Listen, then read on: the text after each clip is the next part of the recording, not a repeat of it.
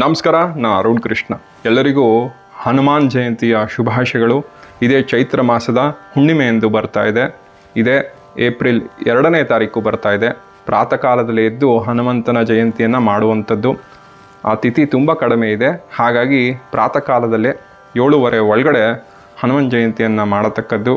ಆ ಮಾಡೋಕ್ಕಿಂತ ಮುಂಚೆ ಹನುಮನ ಕುರಿತು ದೋರ ಬಂಧನ ಅಂತ ಕರೀತಾರೆ. ಅದನ್ನು ಹೇಗೆ ತಯಾರು ಮಾಡುವುದು, ಇದರಿಂದ ಏನು ಪ್ರಯೋಜನ ಅಂತ ಹೇಳಿದ್ರೆ, ಹನುಮಂತ ಎಲ್ಲ ಥರ ವಿಧವಾದ ರಕ್ಷಣೆಯನ್ನು ನಮಗೆ ಮಾಡ್ತಾನೆ. ಇದನ್ನು ಧರಿಸೋದ್ರಿಂದ ಅಂತ ಚಿಂತನೆ ಮಾಡೋದ್ರಿಂದ ಹನುಮಂತ ನಮಗೆ ಅನುಗ್ರಹ ಮಾಡ್ತಾನೆ. ಇದು ನನ್ನ ಸ್ವಯಂ ಅನುಭವ ಕೂಡ ಇದಾಗಿದೆ. ನಿಮ್ಮೊಂದಿಗೆ ಅದನ್ನು ಹಂಚ್ಕೋಬೇಕು ಅಂತ ಅನ್ನಿಸ್ತು. ಹಾಗಾಗಿ ಈ ವಿಡಿಯೋನ ಮಾಡ್ತಾಯಿದ್ದೀನಿ.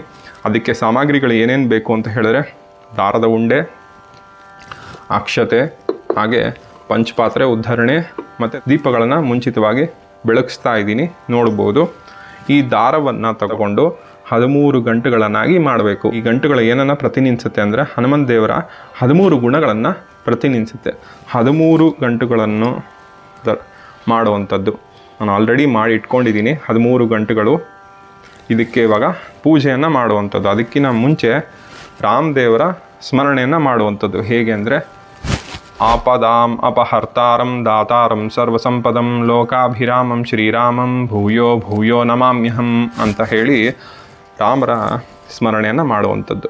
ನಿಮಗೆ ಯಾವ್ದು ಗೊತ್ತಿದೆಯೋ ರಾಮ ಮಂತ್ರ, ಅಥವಾ ಹರೇ ಕೃಷ್ಣ ಕೃಷ್ಣ ಕೃಷ್ಣ ಹರೇ ಹರೇ, ಹರೇ ರಾಮ ರಾಮ ರಾಮ ಹರೇ ಹರೇ, ನಿಮ್ಗೆ ಯಾವ್ದು ಗೊತ್ತಿದೆಯೋ ರಾಮರನ್ನು ನೆನೆಸಿ ಅದನ್ನು ನೆನೆಸ್ಕೊಳ್ಳಿ. ನಂತರದಲ್ಲೇ ಹನುಮಂತ ದೇವರ ಪೂಜೆಯನ್ನು ಮಾಡುವಂಥದ್ದು. ಇದರ ಮೇಲೆ ಕೈ ಇಟ್ಕೊಂಡು ಹನುಮಂತ ದೇವರ ಪೂಜೆಯನ್ನು ಮಾಡುವಂಥದ್ದು. ಅದಕ್ಕಿಂತ ಮುಂಚೆ ಉದ್ಧರಣೆ, ಪಂಚಪಾತ್ರೆ ಉದ್ಧರಣೆ ನೀರನ್ನು ಇಟ್ಕೊಂಡಿದ್ದೀವಲ್ಲ, ಅದಕ್ಕೆ ಗಂಗೆಯನ್ನು ಆವಾಹನೆ ಮಾಡುವಂಥದ್ದು. ಹೇಗೆ ಅಂದರೆ, ಗಂಗೆ ಚ ಯಮುನೈ ಚೈವ ಗೋದಾವರಿ ಸರಸ್ವತಿ ನರ್ಮದಾ ಸಿಂಧು ಕಾವೇರಿ ಜಲೇಸ್ಮಿನ್ ಸನ್ನಿಧಿಂ ಕುರು ಅಂತ ಹೇಳಿ ಗಂಗೆ ತಾಯಿಯನ್ನು ಇದಕ್ಕೆ ನೆಲೆಸುಬಾ ಅಂತ ಕೇಳುವಂಥದ್ದು.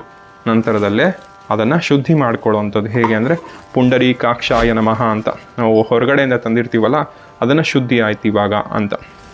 ನಂತರದಲ್ಲೇ ಅದರ ಮೇಲೆ ಕೈ ಇಟ್ಕೊಂಡು ಓಂ ವಾಯುನಂದನೆ ನಮಃ ಅಂತ ಹೇಳಿ ಹನುಮಂತ ದೇವರನ್ನು ಆವಾಹನೆಯನ್ನು ಮಾಡುವಂಥದ್ದು. ಇವಾಗ ಹನುಮಂತ ದೇವರು ಇದನ್ನು ಬಂದು ನೆಲೆಸಿದ್ದಾರೆ. ನಂತರದಲ್ಲೇ ಅಕ್ಷತೆಯನ್ನು ತಗೊಂಡು ಇವಾಗ ಹನುಮಂತ ದೇವರಿಗೆ ಓಂ ಆಸೀನಂ ಸಮರ್ಪಯಾಮಿ ಅಂತ ಹೇಳಬೇಕು. ಆಸೀನ ಸಮರ್ಪಯಾಮಿ ಅಂದರೆ ಹನುಮಂತ ದೇವರಿಗೆ ಕೂತ್ಕೊಳ್ಳಿಕ್ಕೆ ಆಸೀನವನ್ನು ಕೊಡ್ತಾ ಇದ್ದೀರಾ ಅಂತ. ಪಾದ್ಯಂ ಸಮರ್ಪಯಾಮಿ, ಕಾಲು ತೊಳಿತಾ ಇದ್ದೀರಾ ಅಂತ. ಅರ್ಘ್ಯಂ ಸಮರ್ಪಯಾಮಿ, ಕೈ ತೊಳಿತಾ ಇದ್ದೀರಾ ಅಂತ. ಆಚಮನಿಯಂ ಸಮರ್ಪಯಾಮಿ, ಕುಡಿಯೋದಕ್ಕೆ ನೀರು ಕೊಡ್ತಾ ಇದ್ದೀರಾ ಅಂತ. ಮಧುಪರ್ಕಂ ಸಮರ್ಪಯಾಮಿ, ಕುಡಿಯೋದಕ್ಕೆ ಪಾನಕಾದಿಗಳನ್ನು ಕೊಡ್ತಾ ಇದ್ದೀರಾ ಅಂತ. ಸ್ನಾನಂ ಸಮರ್ಪಯಾಮಿ, ಸ್ನಾನವನ್ನು ಮಾಡಿಸ್ತಾ ಇದ್ದೀರಾ. ಅಭಿಷೇಕಂ ಸಮರ್ಪಯಾಮಿ, ಅಭಿಷೇಕವನ್ನು ಮಾಡಿಸ್ತಾ ಇದ್ದೀರಾ. ವಸ್ತ್ರಂ ಸಮರ್ಪಯಾಮಿ, ವಸ್ತ್ರವನ್ನು ಕೊಡ್ತಾ ಇದ್ದೀರಾ ಹನುಮಂತ ದೇವರಿಗೆ. ಮತ್ತು ಆಭರಣಂ ಸಮರ್ಪಯಾಮಿ, ಆಭರಣವನ್ನು ಕೊಡ್ತಾ ಇದ್ದೀರಾ. ಉಪವೀತಂ ಸಮರ್ಪಯಾಮಿ, ಉಪವೀತವನ್ನು ಕೊಡ್ತಾ ಇದ್ದೀರಾ. ಗಂಧಂ ಸಮರ್ಪಯಾಮಿ, ಆಮೇಲೆ ಪರಿಮಳ ಪುಷ್ಪಾಣಿ ಸಮರ್ಪಯಾಮಿ. ಧೂಪಂ ಸಮರ್ಪಯಾಮಿ, ದೀಪಂ ಸಮರ್ಪಯಾಮಿ, ದೀಪವನ್ನು ಬೆಳಗುವಂಥದ್ದು, ಧೂಪವನ್ನು ಕೊಡುವಂಥದ್ದು.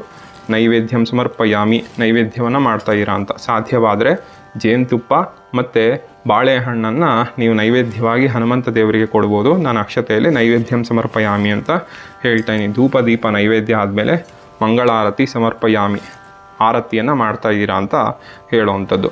ನಂತರದಲ್ಲೇ ಆರತಿ ಆದಮೇಲೆ ತಾಂಬೂಲಂ ಸಮರ್ಪಯಾಮಿ, ಆಮೇಲೆ ಪ್ರದಕ್ಷಿಣ ನಮಸ್ಕಾರಂ ಸಮರ್ಪಯಾಮಿ ಅಂತ ಷೋಡಶ ಉಪಚಾರ ಪೂಜೆ ಮುಗೀತು ಅಂತ ಹೇಳಿ ಹನುಮಂತ ದೇವರ ಮಂತ್ರವನ್ನು ಜಪಿಸುವಂಥದ್ದು. ಯಾವುದು ಅಂತ ಹೇಳಿದ್ರೆ, ಬುದ್ಧಿರ್ಬಲಂ ಯಶೋಧೈರ್ಯಂ ನಿರ್ಭಯತ್ವಂ ಅರೋಗತ ಅಜಾಡ್ಯಂ ವಾಕ್ಪಟುತ್ವಂಚ ಹನುಮತ್ ಸ್ಮರಣೋನ್ ಭವೇತ್ ಅಂತ ಹೇಳಿ ಹನುಮಂತ ದೇವರ ಸ್ಮರಣೆ ಮಾಡುವಂಥದ್ದು.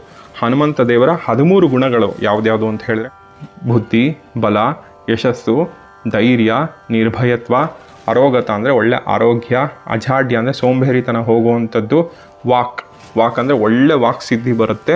ಆಮೇಲೆ ದುಷ್ಟರ ಶಿಷ್ಟ ರಕ್ಷಣೆ ಮಾಡುವಂಥದ್ದು, ಜ್ಞಾನ, ಭಕ್ತಿ, ವೈರಾಗ್ಯ, ಇಷ್ಟು ಗುಣಗಳನ್ನು ಅನುಸಂಧಾನ ಮಾಡಿ ನಂತರದಲ್ಲೇ ಇದನ್ನು ಧರಿಸುವಂಥದ್ದು. ಕೈಗೆ ಅಥವಾ ಕೊರಳಿಗೆ ಧರಿಸೋದ್ರಿಂದ ನಿಮಗೆ ಹನುಮಂತನ ರಕ್ಷಣೆ ಸರ್ವಕಾಲಕ್ಕೂ ಸಿಗುತ್ತೆ. ಹನುಮಂತ ದೇವರು ಒಳ್ಳೇದು ಮಾಡ್ತಾನೆ. ನಾನು ಆಲ್ರೆಡಿ ಧರಿಸಿದ್ದೀನಿ.